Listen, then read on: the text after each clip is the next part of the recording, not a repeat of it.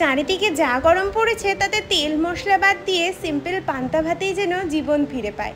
আজকে দুপুরবেলা পান্তা ভাতই বানিয়েছিলাম, আর তার সাথে নানান রকম ভাজা, সাথে রয়েছে সকালবেলার ছাতুর শরবত।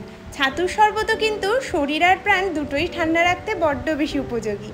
পান্তা ভাতের জন্য আগের দিনের ভাত আমি ইউজ করছি না, সকালে ঘুম থেকে উঠেই ভাত বসিয়ে দিয়েছিলাম, সেই ভাতটাই ঠান্ডা করে জলে ভিজিয়ে রেখে দুপুরে খেয়েছি। তোমরা চাইলে আগের দিন রাতের ভাতও তোমরা পান্তা হিসাবে ব্যবহার করতে পারো। এরপর ডালের বড়া বানাচ্ছি পান্তা ভাতের সাথে, সেই জন্য মুসুর ডালও ভিজিয়ে দিয়েছি। আর তার সাথে সকালবেলা সত্যি বলতে এই গরমে আর রান্নাঘরে না বেশি সময় কাটাতে ইচ্ছা করে না। আর ছাতুর শরবত আমাদের ছোট থেকে বড় প্রত্যেকেরই খুব প্রিয়। ছাতুর শরবত একদম বিহারি স্টাইলে বানাবো, ভীষণ টেস্টি লাগে খেতে। গরমে প্রাণ জুড়িয়ে যায় এমন শরবত একটা। তার জন্য ছোলা নিয়েছি, গোটা ছোলা এখানে নিয়েছি, তোমরা চাইলে ছাতুর পাউডারও ইউজ করতে পারো। ছোলাটাকে একদম স্মুথ করে পাউডার করে নিয়েছি। তারপর একটা গভীর প্যানের মধ্যে সম্পূর্ণ ছোলার ছাতুটা দিয়ে দিয়েছি কিছু কুচনো লঙ্কা, কুচনো পেঁয়াজ, দুটো মতো কাগজি লেবুর রস আর বেশ খানিকটা জল।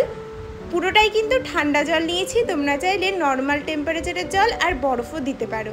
এর মধ্যে একটু ভাজা জিরের গুঁড়ো আর এই গন্ধরাজ লেবুর রসটা কিন্তু বাধ্যতামূলক। গন্ধরাজ লেবুর রস না থাকলেও সিম্পল অন্য লেবুর রসও তোমরা দিতে পারো। সব কিছু লবণ দিয়ে ভালো করে ঘেটে নিতে হবে। এই হলো আমাদের বিহারি স্টাইলের ছাতুর শরবত।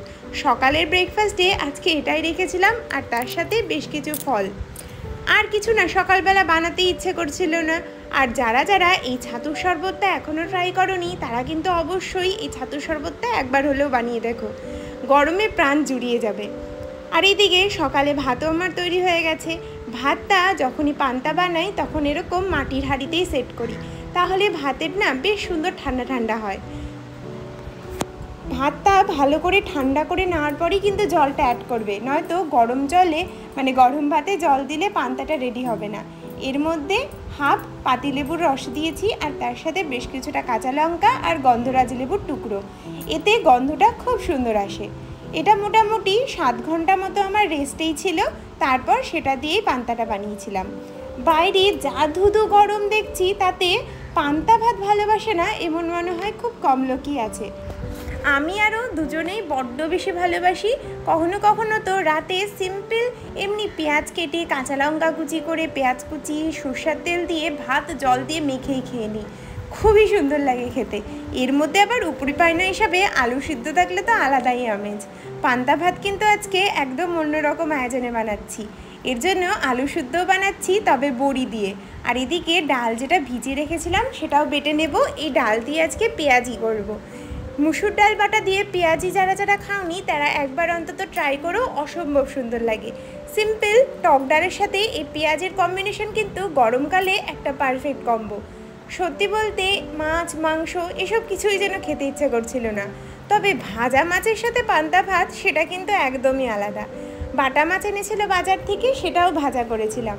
আর ডালটা এখানে একদম জল ছাড়া বেটে নিয়েছি। জলটা দেখো আগেই ঝরাতে রেখে দিয়েছিলাম, কারণ আমরা যখন ডাল দিয়ে পেঁয়াজি বানাবো তখন কিন্তু ডালের মধ্যে তো সামান্য জল থাকছেই, তবে পেঁয়াজের মধ্যেও যেহেতু বেশ খানিকটা জল থাকে, সেই জন্য কোনো রকম জল ডাল বাটার সময় ইউজ করবে না। এবার কুচনো পেঁয়াজ, কাঁচা লঙ্কা কুচি, হলুদ, লবণ আর সামান্য একটু তেল দিয়ে বেশ ভালো করে মাখতে হবে। মোটামুটি 3 থেকে 4 মিনিট হাত দিয়ে ডলে ডলে মাখার পর দেখবে পেঁয়াজগুলো সুন্দর ডালের সাথে মিশে গেছে আর স্মুথ একটা মিশ্রণও তৈরি হয়ে গেছে। এটাকে একটু রেস্টে রেখে দিচ্ছি, পেঁয়াজ তার নিজস্ব জলটা মোটামুটি ছেড়ে নেবে, তারপর নরম হয়ে যাবে। আর এদিকে আলুটাও আমাদের সেদ্ধ হয়ে গেছে। পান্তা ভাত তোমরা কে কীভাবে খেতে ভালোবাসো সেটা কিন্তু আমাকে অবশ্যই জানিও। আর আজকের এই রেসিপি দেখে যদি যারা পান্তা ভাত প্রেমী তাদের জিভে জল না আসে তাহলে আমাকে বলবে। এখানে আজকে যা তাপমাত্রা বেড়েছে তাতে এই পান্তা ভাত ছাড়া আর কোনো গতি পেলাম না। আর এই সাজিয়ে গুছিয়ে পান্তা ভাত সার্ভ করতে যে কী বেশ ভালো লাগে, আর খেতে তো অপূর্ব লাগে। পান্তা ভাতের জন্য যে আলু মাখাটা বানাচ্ছি তা কিন্তু আজকে পুরোপুরি শুকনো লঙ্কা লবণ দিয়ে বানাবো। তোমরা চাইলে কাঁচা পেঁয়াজ বা পেঁয়াজ ভাজা করেও দিতে পারো, তবে সিম্পলি আলু মাখার মধ্যে শুকনো লঙ্কা আর লবণের ফ্লেভারটাই পান্তা ভাতের জন্য বেশি ফোটে, কারণ আলাদা করে আমরা কাঁচা পেঁয়াজ তো পান্তা ভাতে দিচ্ছি। শুকনো লঙ্কাটাকে সরষের তেলের মধ্যে কম আছে ভালো করে মচমচে করে ভেজে তুলে রাখবো। আর ডালের বড়ি আমার কাছে ছিল না, কলাই ডালের বড়ি ছিল। এই পান্তা ভাতের সাথে মুসুর ডালের বড়ি খুব সুন্দর লাগে। আমি কলাই ডালের বড়িটাই ইউজ করছি, সেটাকেও একদম লাল লাল করে একদম কম আঁচেই ভেজে নিয়েছি, তাতে বড়িগুলো একদম মচমচে হয়ে যাবে। আজকে বড়ি আর শুকনো লঙ্কা দিয়ে আলু মাখাটা মাখবো। তোমরা কে কীভাবে এই আলু মাখা খাও সেটাও আমাকে অবশ্যই জানিও। পান্তা ভাতের মধ্যে কিন্তু তোমরা চাইলে একগুচ্ছ তেঁতুল, একগুচ্ছ লেবু পাতা বা মিন্ট পাতা বা যে কোনো গন্ধ যে ফ্লেভারওয়ালা পাতা সেগুলো কিন্তু দিয়ে রাখতে পারো, এতে পান্তা ভাতের স্মেলটা খুব সুন্দর আসে। আমি মাঝে সাঝে তেঁতুল গোলা দিয়ে দিই, দারুণ লাগে খেতে। আর শরীরটাও কিন্তু বেশ সুন্দর ঠান্ডা থাকে। তোমরা চাইলে পান্তা ভাতের মধ্যে সামান্য টক দই মিশিয়েও ইউজ করতে পারো। বাটা মাছ আর তার সাথে বেগুন ভাজা বানাচ্ছি, আর ডালের বড়া তো থাকছেই। বাটা মাছ আর বেগুনটাকে নুন হলুদ দিয়ে মেখে রেখে দিয়েছি। আর এদিকে শুকনো লঙ্কাগুলোকে একটু লবণ দিয়ে ফার্স্টে ভালো করে মেখে নেব। হাতগুলো একটু জ্বলবে ঠিকই, তবে সাবান দিলেই কমে যায়। সবার অবশ্য হাত জ্বলে না, আমার একটু একটু জ্বালা করছিল, তাতে কি স্বাদে কোনো কম্প্রোমাইজ হবে না। এইবার বড়িগুলোকেও একদম মুচমুচে করে নিয়ে টুকরো টুকরো করে এই শুকনো লঙ্কার সাথে মেখে নিয়ে আলুর সাথে ভালোভাবে মেখে নিতে হবে। আলু ভর্তা পান্তা ভাতের জন্য আমাদের একদম তাহলে রেডি হয়ে যাবে। মাঝখানে আমাদের দুজনের জন্য দুটো বড়ি ভাজা রেখেছিলাম। পান্তা ভাতের সাথে এই বড়ি ভাজা খেতে দুজনেরই ভীষণ ভালো লাগে। এর মধ্যে শুধু একটা জিনিসই কমতি রয়ে গেছে, আর সেটা হলো নারকেল ভাজা। নারকেলটা আমার কাছে ছিল না। অবশ্যই কিন্তু পান্তা ভাতের দিন নারকেল ভাজাটা ট্রাই করো, আর তার সাথে একটু কাসুন্দি নেবে। কাসুন্দিটা আমি আজকে ইউজ করছি না, যেহেতু খাওয়ার শেষে বাড়িতে জমানো টক দই রয়েছে, সেজন্য টক দইয়ের সাথে কাসুন্দির মেলবন্ধনটা খুব একটা ভালো না। সেই জন্য আজকে সিম্পল এমনি টক দই দিয়েই পান্তা ভাতটা খেয়েছি। এইবার বড়াগুলো ভাজা হয়ে গেছে দেখো। ডালের বড়ার সাথে মানে পেঁয়াজির সাথে এই ডালের কম্বিনেশনটা কিন্তু খুব সুন্দর। আজকে শুধু পান্তা ভাতের বিস্তর রেসিপি নিয়েই চলে এসেছি ঠিকই, তবে এই পান্তা ভাতের সাথে কিন্তু ছোটোবেলার অনেক স্মৃতি জড়িয়ে। যখন গ্রামের বাড়িতে থাকতাম তখন আমাদের গ্রামের বাড়িতে হাঁড়িকে হাঁড়ি পান্তা ভাত জমিয়ে রাখা হতো। ওখানে যারা যারা আমাদের কাজে সাহায্য করতো বা আমরাও যখন টায়ার্ড হয়ে যেতাম তখন মাঝে সাঝেই মা এরকম পান্তা ভাত মেখে দিত। কী যে সুন্দর লাগতো খেতে। আজ কিন্তু সেই স্বাদ আনারই চেষ্টা করেছি, জানি না কতটুকু পারবো, তবে আমার খুব পছন্দ হয়েছে। আর তার সাথে তারও সবাইকে বাড়িতে রেঁধে বেড়ে খাওয়াতে পারি না ঠিকই, দুজনে এইভাবে খেয়েই আর কি খুশি, কিছু তো করার নেই, তাই নিজেরা একা একাই খেতে হয়। পান্তা ভাতের জন্য ভাতের ফ্লেভারটা এত সুন্দর এসেছিল, মানে গন্ধরাজ লেবু দেওয়ার জন্যই মেনলি এটা হয়েছে। তোমাদের কাছে গন্ধরাজ লেবুর পাতা থাকলে কিন্তু অবশ্যই পান্তা ভাতের জলের সাথে যোগ করবে। দেখো ভাতটা কিন্তু একদম ক্লিয়ার এসছে এবং জলটাও একদম টলটলে।